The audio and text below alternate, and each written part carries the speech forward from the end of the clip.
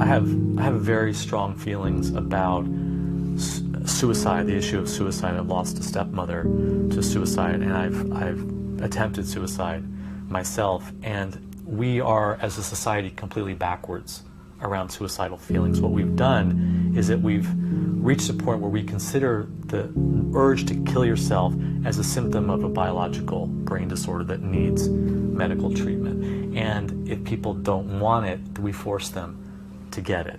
And what this does is that first of all, it spreads fear around the whole issue. It makes it so that we feel like we can't talk about it, that we have to turn it over to professionals. And then when people do talk about it, they're so quickly judged, and then the interventions come in and they're forced into the hospital, or they check in voluntarily and find that they can't get out, or they're in the hospital, they say they don't want a medication, and then they find that they have to take it, or they get provoked by some of the staff in the hospital, and then they find that they're in restraints.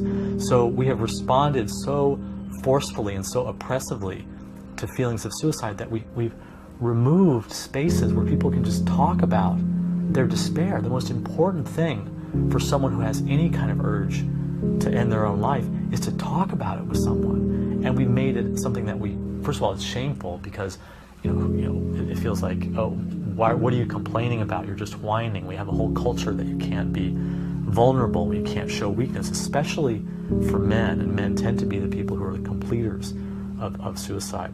And so there's no space to talk about vulnerable feelings at all, because you're seen as weak and a failure, and what's your problem, and just get it together, and especially if you're a man. And then if you do talk about it, the judgment and the intervention is so heavy that you learn very quickly, I better not talk about that anymore if I don't want to get locked up again. So I feel like we're just backwards.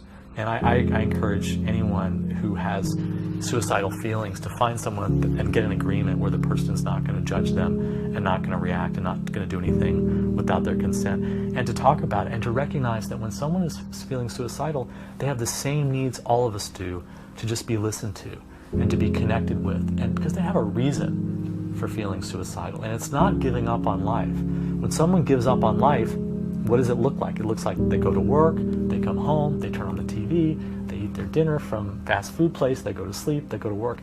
That's giving up on life. Suicidal feelings is a desperate need to change your life and an absolute feeling of powerlessness to make that change.